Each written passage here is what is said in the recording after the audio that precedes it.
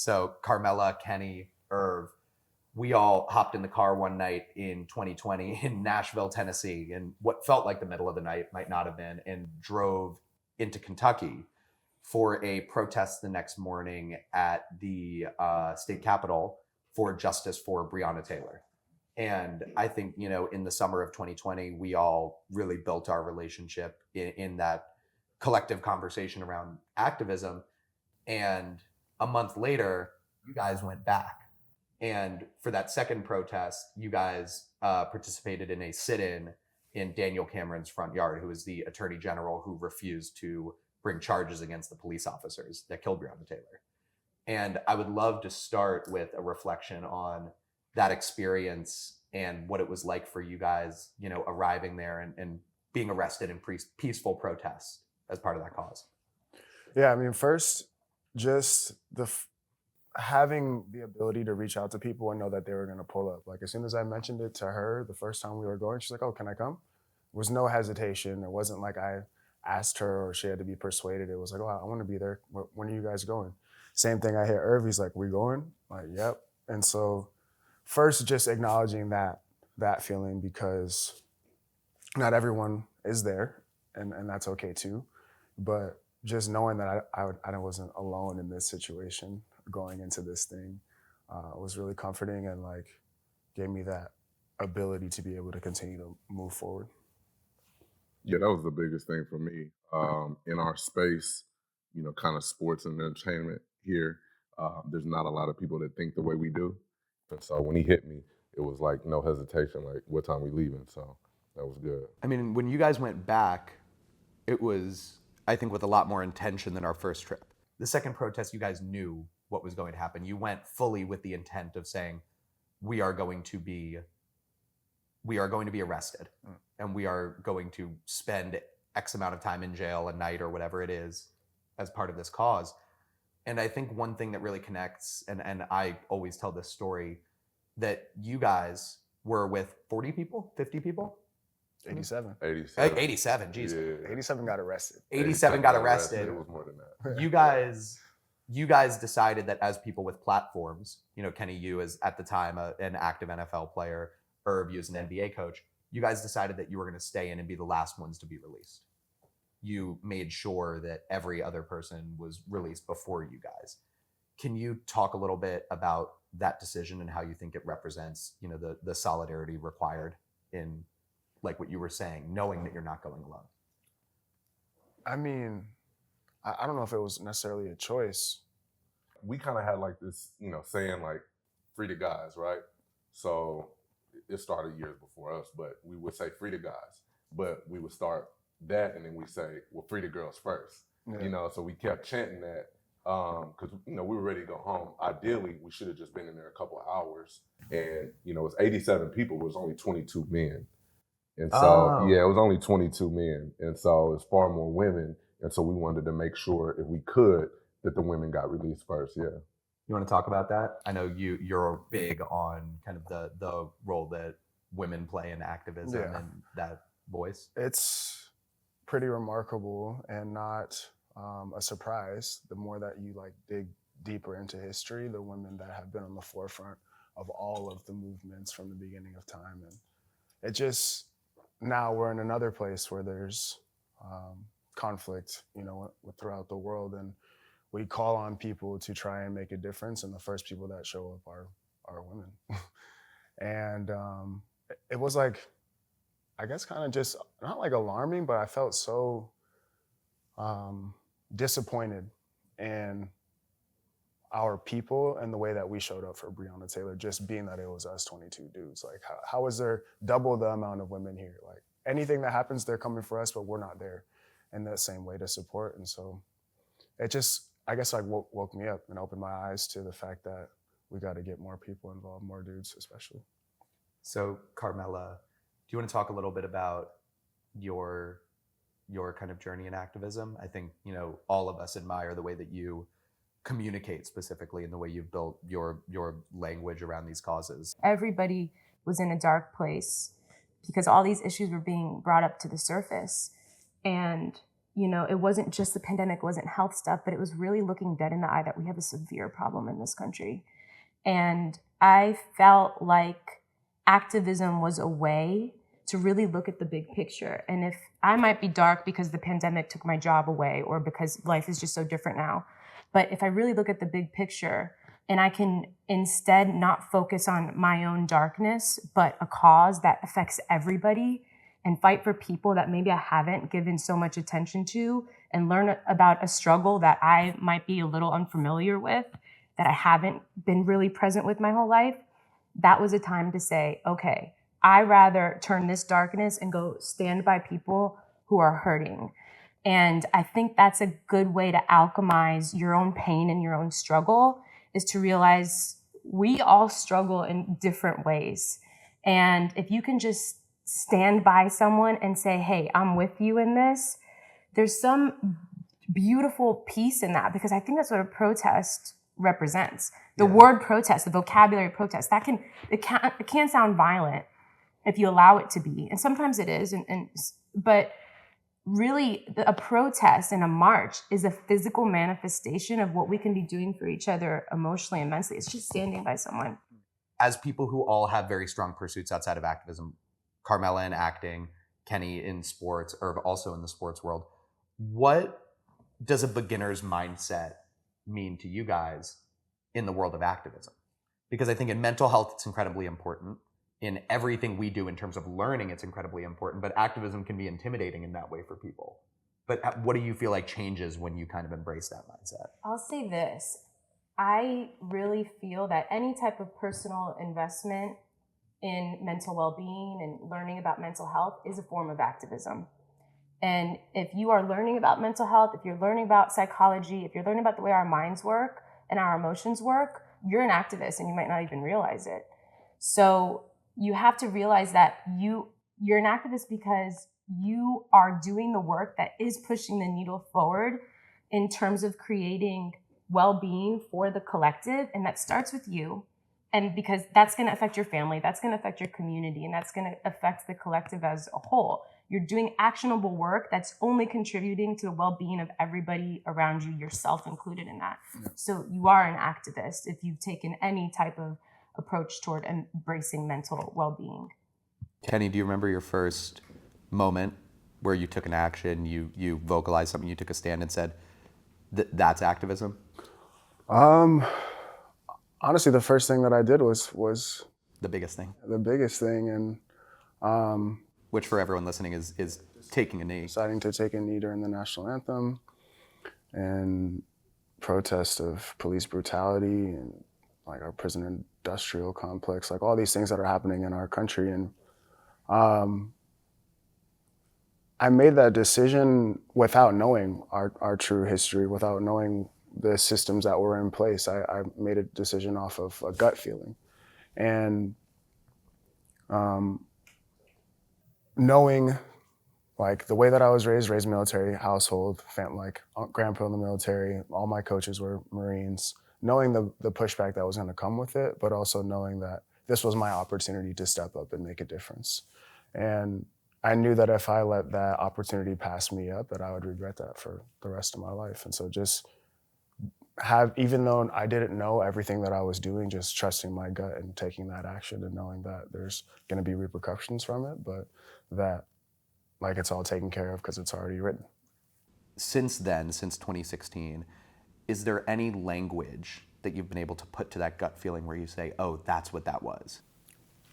No, I mean, I think it's more of a spiritual thing than anything. I've prayed. When I pray and when I meditate, I think about like being used for the plan, whatever that plan is, and just making sure that like my eyes are open, my ears are open, like my heart is open to be able to like listen and go execute when my number's called. And that's something that I've prayed like continuously. And so when this thing came up, I wasn't into politics, I wasn't paying attention to very many social things. But at that point in time in my life, I for some reason wanted to vote. And so I'm paying attention to the election that year. And the more I start paying attention, the more I start paying attention to current events and seeing what's happening. I'm like, oh, damn, this is like, we have to do something about this. And knowing the pushback, you're like, I don't want to do that. I don't think I want to do that. I don't want to do that. But the more I prayed on it and the more I thought about it, I was leaning in the direction that this is what I needed to do. I didn't know why I needed to do that, but that's what I felt.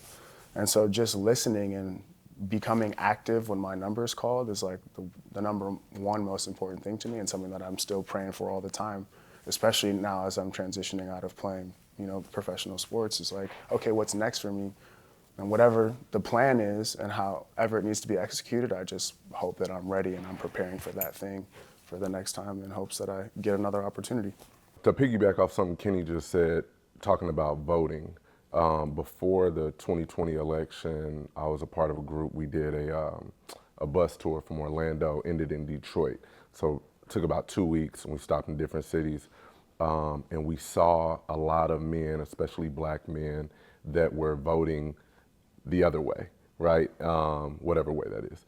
They were voting the other way. And so one thing that I heard some women kind of speak on was the fact that a lot of times men vote with their pocketbook, right? They're thinking about their wallet, their financial situation. Women are voting with their heart and thinking about their children and their future. And so obviously I coach in the NBA. It's very disheartening looking at the NBA, high profile players, and seeing their stance on different issues. Because they want to protect the bottom line. Mm-hmm. And at the end of the day, we all have families that we have to feed, but at the same time, thinking about what Carmela just said and thinking about mental health, thinking about humanity, it's very, very discouraging, especially in the United States, to see the mindsets of some of our celebrities and especially athletes. One question I just realized I really want to ask is, I think, one of the most visceral words that anyone can associate is coach. Mm-hmm. Everybody has some experience calling somebody coach. Everybody has a relationship with a coach at some point in their life. What does that mean to you in taking on that role with somebody? Yeah, I think as a coach, one of the biggest things, like, a lot of times when they're talking about just basketball, I'm learning from them a lot of times, right? Because they're in these situations over and over again on the floor. Like, I'm seeing it, but they're actually experiencing it, right? So a lot of times for me as a coach, I'm more speaking life into them, because a lot of these guys, being so high profile, they deal with so many issues that we can't even imagine, scrutiny, family issues, whatever, that we can't, even fathom. And so I'm more of a counselor than I am a basketball coach. They're pretty good at basketball. They're pretty solid at that. They're top of the 450 in the world that do what they do and make this type of money. But encouraging them, speaking life into them, trying to connect with them, that's really the biggest role that I have as a basketball coach. I think speaking life is such an interesting way to phrase that, and such a powerful role to take on. And I think that happens outside of sports too. Mm-hmm. And I think Carmela, you're in a space that is notoriously opposed to activism in Hollywood, the film industry, where there's as little activism, I think, as any world where there are public profiles. Mm-hmm. What are the conversations like that you have trying to, like you said, speak life into people, trying to encourage activism among your peers when you're in those rooms? I think it happens naturally as soon as somebody finds themselves personally invested in a cause. But I think we need to ask ourselves, this cause might not have anything to do with me, but if I'm able to lend my voice and my platform to just with the simple goal of lifting others up, I think that's something we can all get behind, just lifting up those around us in whatever way, that they may need. Sometimes it's not ways that we think needs to be done or executed, but just being a listener and just saying, look, I have this platform to storytell. That's what my career is storytelling. And I'm more interested in telling stories of people whose lives I have no idea what their struggles have been, and learning different places that people come from and different mindsets. And so I think anybody with a public facing career, even down to people with Instagram followings. Even if you've got 100 followers on Instagram, we're all storytellers. And we can all use the power of storytelling to lift each other up and just allow us all to feel heard. I think there's a quote that we jotted down before we started here for this conversation. It's language is always a response to the evolving world around us. How do you guys feel that through your experiences in activism, your personal language has changed, whether it's your internal with your mental health, how you communicate with other people, whatever it might be? Just being super, super intentional. Part of my internal journey in my own life was like having to learn to eliminate words that are negative. Saying the word hate, people will be like, oh, I hate that. And it's like, I've totally eliminated that word. I dislike it. I don't, there's so many other things that you can say that don't hold as much weight. And so finding ways to be really intentional and really think about what's coming out of my mouth and using stuff like the feelings wheel and diving. You were the first one who sent it to me. Diving into being able to express myself in a way that people truly understand, and something that I get frustrated with myself and I judge myself a ton on is what I say and how it comes out of my mouth, because I feel like we've said before, words have so much power. And so over this process, just figuring out how to use proper terminology for how I'm feeling and what I'm going through and what's happening in the world. And it's a tough process, but it's something that I feel like is really valuable. In acting or in basketball, have either of you guys had a similar experience with language?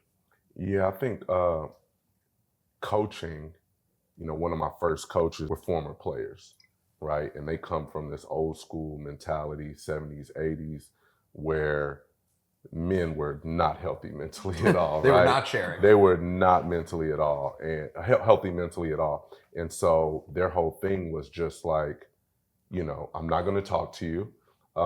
Whatever. Which is a great start for building communication. Horrible. I'm not going to talk to you is really awesome for relationship building. And it's so tough because all of these guys have been the man their whole life, with the focus on mental health.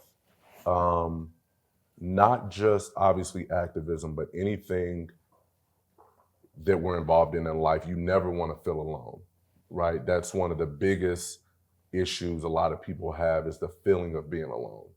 And so when we think about whatever space that we're, protesting, right? So I always talk about Breonna Taylor. When we bring that up, I caught a lot of heat for that. People judged us and stuff like that. Like, why would you? I've been to Louisville 6-7 times since then, and close with Breonna's mom. And I always think if that were me and something happened to me, God forbid, my parents and my sister, right? The three of them just weren't at the state capitol. Man, we want justice for our son. Yeah. Just them three. Yeah. I can't fathom that. I would never want anybody to go through what she went through by herself. I think this thought that it's all of us or none of us. Yeah. And that's something that I always kind of go back to. But then I also just think that if we don't do anything, then obviously we're not going to get any results. So you got to act. We got to do something in hopes that will have a ripple effect down the line. If we do nothing, nothing's going to happen. And that's something that I hope that I ignite in other athletes is when I speak, you hear me talking about all these people that came before us have been fighting for, different causes and standing up for these causes. And so it's part of our personal responsibility to do the same. And we can't just idolize people and get tattoos of them and talk about them on their birthday and whatever. We need to take that spirit and let it live within us and act as our heroes and the people that we look up to and that we idolize. We need to act like they did. Amen. And we get those opportunities all the time. And so right now is one of those times, and it's just you got to do it. We got to get involved.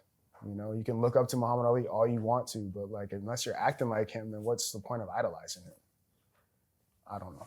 Yeah, that's one thing that kills me. So when 2020, everything was lit, I was really pressing my non-Black friends, right? So the whole Black Square thing, it's look, man, obviously as a Black man, this is the walk that I know, but I believe in being present and speaking up for oppression of all people, right? So if that's the case, and I'm out here, hey, why you not at least checking on me or whatever? Now, when I have other friends that aren't Black going through issues, right? It's not enough to say, oh, I'm not educated enough on that. So, God bless you, and I'll prayers up. Like, it's not enough to do that, especially in this day and time when we have information so readily available. There's so much more. There's so much. Dude, it's all right there. Like, dude, you can, especially, with these young people, like, they already want to go against the grain as is.